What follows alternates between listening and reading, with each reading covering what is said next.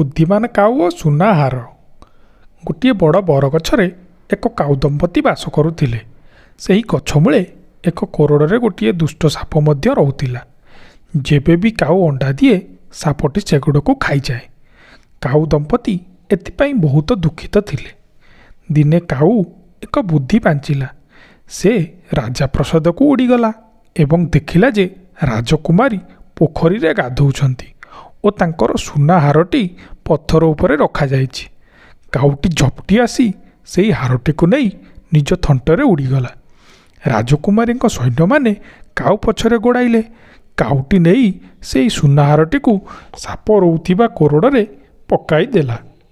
ସୈନ୍ୟମାନେ ସେଠାରେ ପହଞ୍ଚି ଯେତେବେଳେ ହାରଟିକୁ ବାହାର କରିବା ପାଇଁ ଚେଷ୍ଟା କଲେ, ସାପଟି ଗର୍ଜନ କରି ବାହାରକୁ ବାହାରି ଆସିଲା।